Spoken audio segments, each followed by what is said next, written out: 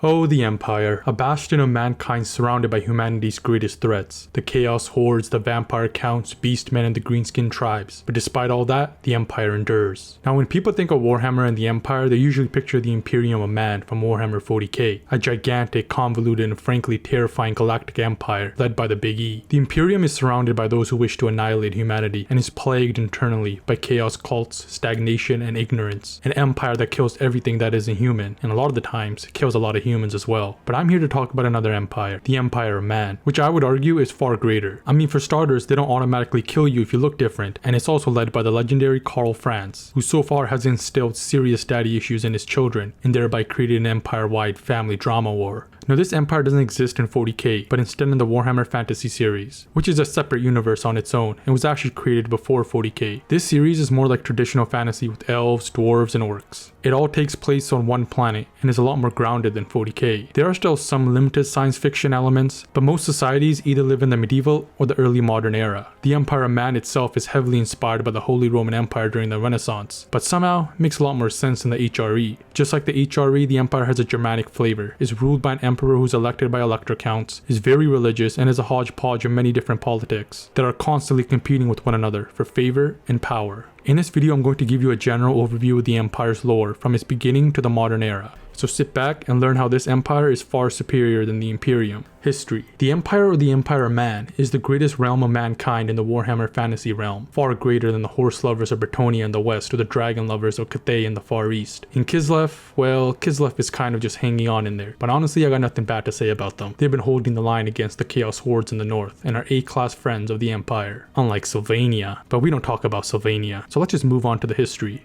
The beginnings of the Empire go back over 2,500 years to a time when humanity was nothing more than savage barbarians living in the dirt. Elves by this point had left the old world and screwed off to their island, and the dwarves were fortified in their mountain fortresses. This means that humanity was pretty much on their own, and this made them prime targets for the forces of chaos, rampaging greenskins, the undead, and the beastmen. But this wouldn't last forever, because one day the greatest human to ever live would be born, and his name was Sigmar Heldenhammer, who has a Warhammer unlike Big E. Born to the Unbroken tribe, he would prove his exceptional fighting prowess at a young age. When King Kurgan Ironbeard of the Dwarves was captured by a savage orc warband, it was Sigmar and his tribe that would defeat the orcs and rescue the king. In return, the dwarves would award Sigmar his famous Warhammer. This Warhammer, known as Gal Maraz, would become the symbol of the Empire and the alliance that bound humanity and the dwarves together for thousands of years. And it's also the symbol of the Warhammer franchise overall. Now, one interesting thing is that even though Sigmar is considered a god emperor with extraordinary magical abilities, he was actually born as a normal human. Most of his great feats in the mortal world were due to his fighting ability and charisma, unlike the Emperor Man from 40k, who was born with his powers because a trillion monks or something deleted themselves in Turkey. Now, the dwarves weren't the only ones beset by orcs. Humanity itself had been a long-time victim and suffered death and slavery at the hands of the Greenskins. Sigmar the Sigma could no longer stand this, and would start an enormous campaign to drive the orc menace back and free his people. Eventually he launched his own great crusade, but Sigmar's conquest would be much humbler compared to the ones that we see in 40k. Sigmar would unite many of the human tribes under his command, well, except for those in Bretonnia who frankly couldn't give a damn and were too busy drinking the bathwater of the Lady of the Lake. Anyhow, it would be in this great war against the orcs that Sigmar would form a new Empire of Man and drive the orcs and the goblins out. The great climactic battle would occur at Blackfire Pass. Here Sigmar would receive reinforcements from King Krugen. With humans and dwarves standing side by side, they would face off against a large orc horde ever assembled in recorded history. The human and dwarves were outnumbered, but defiant to the end. The orcs would be butchered without mercy, and the survivors would be driven back to the south over the Black Mountains. Now realizing the power of friendship, the tribes that had allied together with Sigmar would now form a new permanent pact and declare Sigmar to be their new emperor. The Empire of Man was now official, and Sigmar would spend the next 50 years ruling over it. Under the rule of Sigmar the Sigma, humanity would begin to flourish and multiply, transforming from barbarians to civilized folks. Great towns and cities were founded, roads were built to connect the empire, and Sigmar would make Reichdorf, or Altdorf as it's known today, his new capital city. A city that to this day is one of the jewels of humanity, despite all its flaws and many slums. But that's what you can expect from this time. However, at the age of 80, Sigmar the Sigma decided that he had ruled long enough and now wanted to take on a new journey. He wanted to return his Warhammer, Gal Maraz, to his maker, his old ally King Krugen of the Dwarves. Sigmar assembled the counts and high priests and officially abdicated his position. He put his rucksack on one shoulder and the Warhammer on the other and headed east. However, this was where the history of Sigmar ends. No one really knows where he went or how he died.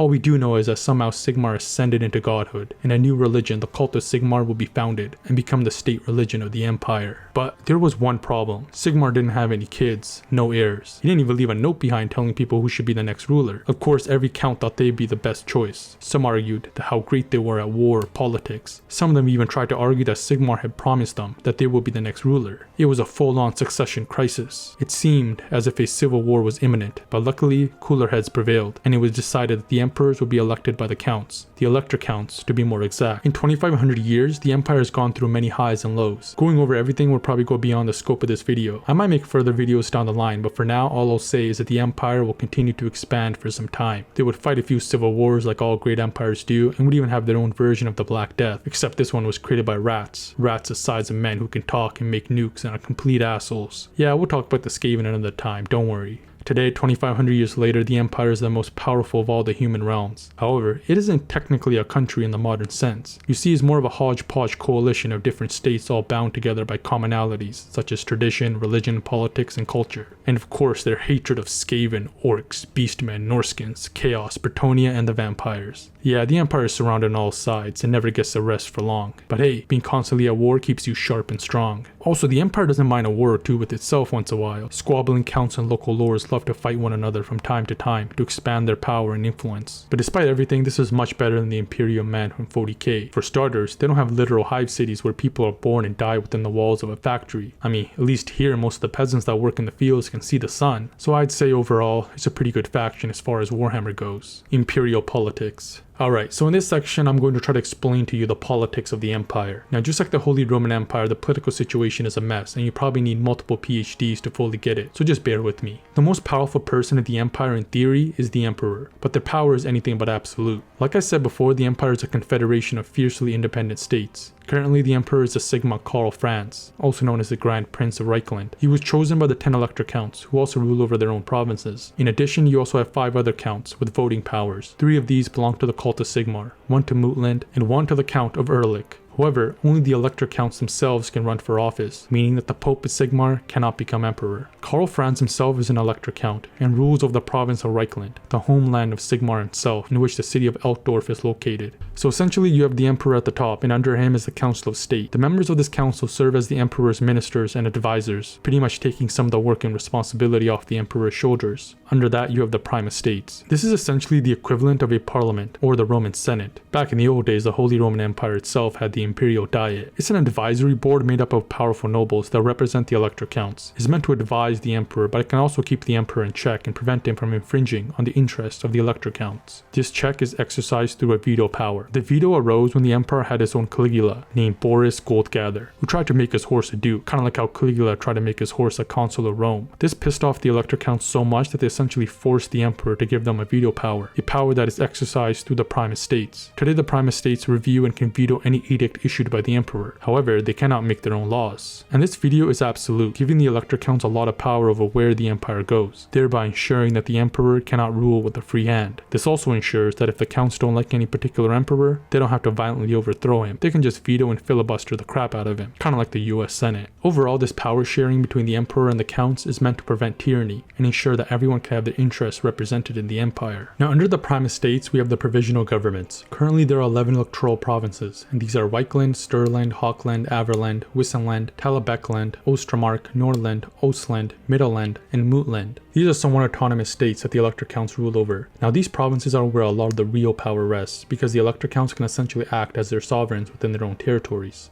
A lot of the imperial citizens will identify much more with their province than the empire itself, largely due to cultural, religious, and linguistic reasons. Also, due to the level of control that each elector count has, their government can differ widely. Some are more authoritarian, while some might even have some democratic elements. Below this, you have other states and holdings ruled by barons, lower counts, dukes, and so on. You also have city-states which, as the empire continues to become more mercantile, are starting to exert more influence, and where merchants are now starting to rival the elector counts in power and wealth. Society. The people of the empire live hard lives, and most of them find themselves among the rank of the peasants, toiling in the field all day and being the utmost obedient to their lords above. However, it's still better than the imperial man, where the average person at least doesn't have to worry about slaving away in a factory the size of a planet, where they may never see the sun or even know that it exists. At least in the Empire, the peasants can go outside and actually eat real food, unlike the paste Imperium citizens get in the hive cities. The common tongue that ties everyone together is Reichsspiel, otherwise simply known as Imperial. Honestly, just add the word thing in the Empire and you're gonna get the name right. Of course, folks in the cities usually aren't too obedient. Any new taxes are sure to start a riot. I mean, the Imperials make the French look like amateurs when it comes to rioting. Now, since the life of an Imperial citizen can be short and hard, many look up to the heavens for salvation. Imperials are a religious sort and worship a plethora of gods such as Sigmar, Ulrich, Tal, Rhea, Venera, Shala, and many others. The Empire tends to be relatively tolerant of different gods as long as you don't worship chaos. If you do that, well, then you're surely going to get a visit from one of the witch hunters. Now, society is changing fast in the Empire. One of the things that I love about the Empire is that they're not just another medieval fantasy faction. I mean, Warhammer has that in the form of Bretonnia, but those guys are just terrible. The Empire is instead a mix of Renaissance and early Industrial Revolution. The Empire has a steam engine. I mean, they even have tanks, and it's beginning to industrialize and even explore the world and engage in international trade and colonization. So far, the Empire has a colonial presence in the New World, Albion, and even the dark southern continent. The expansion of trade and industry has led to new men rising to the top, and using their wealth they begin to usurp the traditional power held by the barons and the counts. In some of the higher places of learning, you even have professors teaching dangerous ideals of equality and freedom.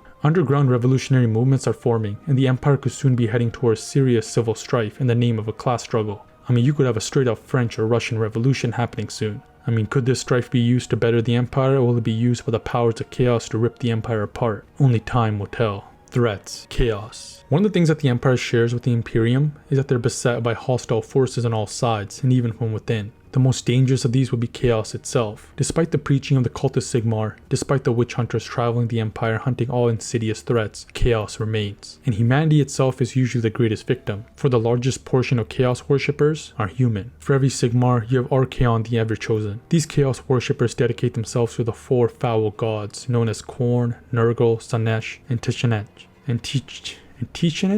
Tichenech? I have no idea how to say that. The big paradox of humanity is that humans are the most ambitious and driven race in the world. This drive and ambition has led humans to form the most powerful and long-lasting civilizations. But this drive is also what ultimately feeds the gods of chaos. It's humanity's desire for power and wealth that attracts them to the dark forces. Currently, both the North and South Poles serve as gates, created by the Old Ones, as a portal for chaos. Large armies spew out from time to time to invade the mortal realms. Fortunately, so far, mortal men have held back the tide of chaos. But will this last forever? Well, only time will tell. Beastmen. Beastmen are like if your friendly goat was zapped with a little bit of chaos energy and now wanted to do nothing but kill you. Beastmen are created through mutation by chaos. They hide in the forest within the nations of men and strike villages and travelers that are close to their domain. They usually roam in small tribes, but from time to time a great chieftain comes along and the beastmen begin to pose a serious threat. Skaven. Next, we have the Rat Men, giant mutated rats born of chaos. A lot of people in the Empire doubt their existence, but they are certainly real and have formed an underground empire that extends the breadth of the old world. Imagine the number of rats in New York City, but they can now make nukes, flamethrowers, and machine guns. Oh, and they're also the size of a person and complete assholes. And just like rats in real life, they have the power to spread disease, except these rats make the disease themselves and spread it on purpose to be assholes. This is what happened in the year 1111, when the rats brought upon the Black Death. Afterward, almost 3/4 of the Imperial populace would perish. The rats would then decide to strike and finish off the Empire, but it was only through the brave resistance put up by Count Mandred that the rat men would be beaten and destroyed in many parts of the Empire. However, in recent years, they've been rebuilding their strength. When will they strike again? Who knows? But surely it will be for the benefit of chaos. The dead. The dead walk in the lands of Warhammer. Everything from walking skeletons to zombies to vampires. Such creatures are born in necromancy, a dark art that is forbidden in all civilized lands. The most infamous of the dead are the vampire counts in Sylvania. In the world of Warhammer Fantasy, Dracula is real and he wants to conquer the world. Sylvania is ruled by the infamous Van Karstein family, headed by the bastard himself, Vlad von Karstein. Now, these ain't your Twilight vampires, but they also aren't exactly the ones that just want to kill everything. Vlad ultimately wanted to rule the Empire and would only kill those that got in his way, but you should never trust a vampire. This isn't your edgy but cute Twilight ones. These are vampires who want to conquer the world and enslave the living. Okay, maybe a little bit like the Twilight ones. Anyways, the attempts by the Karstein family to take over the Empire will lead to the Vampire Wars. The capital of the Empire itself will be besieged twice, first by Vlad and then by his successor Conrad. Each siege was unsuccessful, and the dead were driven back. In fact, during the first siege, the Pope himself, Wilhelm III, would take on Vlad on 1-to-1 and push him off the walls. they would both be impaled on spikes together. This was one badass poke. Can you imagine if Pope Francis did that today? Anyhow, with both Vlad and Conrad eventually slain, Sylvania will be purged by the Empire, but the stench of the old vampiric lords persists, waiting to return when the time is right. Conclusion. And well, ladies and gentlemen, that's the basics of the Empire. Their beginnings, their inner politics, their society, and the threats that surround them. I'm going to make additional videos going into further detail about the Empire later on, but this is just meant to be a primer. For example, I want to talk more about the Imperial elections, the economy, New World colonies, and the steam tanks, so I hope you'll join me for that. Other than that, please like, subscribe, and comment below on what you thought about the video. As always, summon the Elector Counts.